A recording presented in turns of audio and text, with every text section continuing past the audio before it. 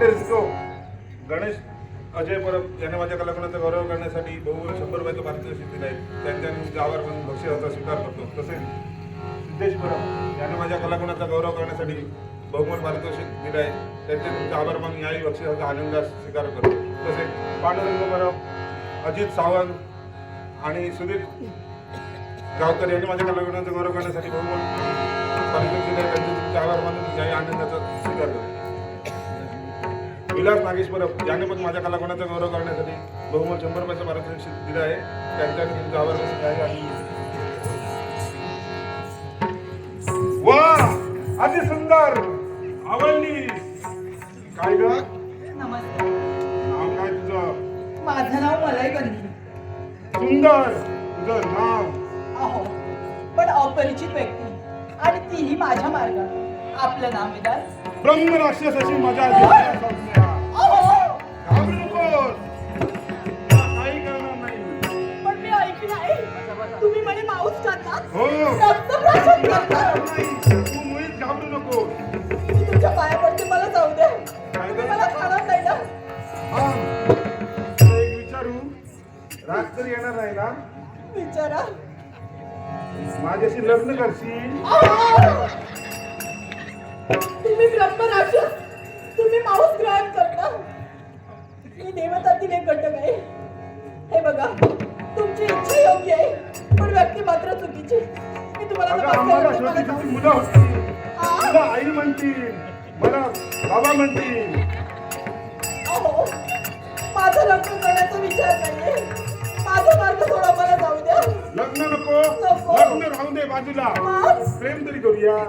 काय करावं? मी तुझा नवरा, तू माझी नवरी. हे तरी झाले. अहो, मला काय नवरा नको, जाऊ दे. तू माझी मैना, मी तुझा पोपट. पोपट पण तुझा नको.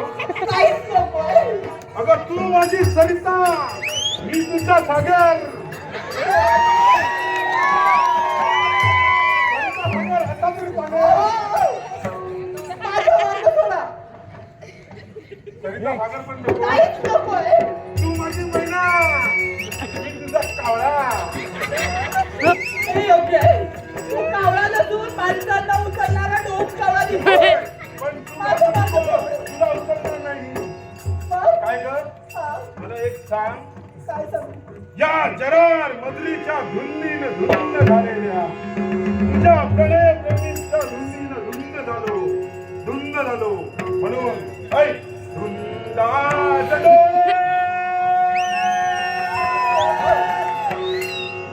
हवा धुंद झाली धुंदाच डोळे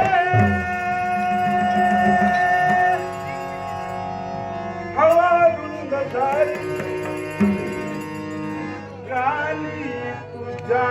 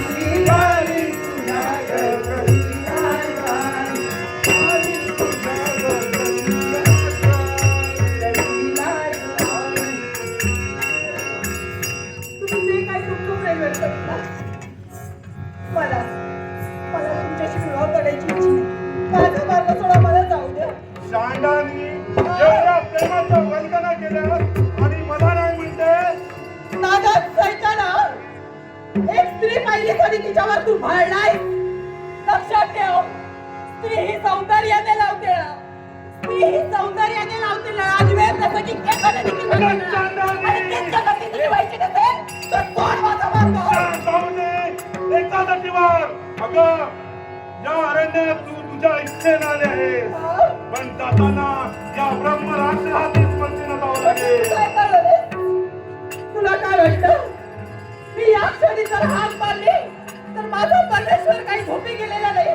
कुणी ना कुणी माझ्या मदतीसाठी नक्कीच येईल. म्हणून तुला सांगते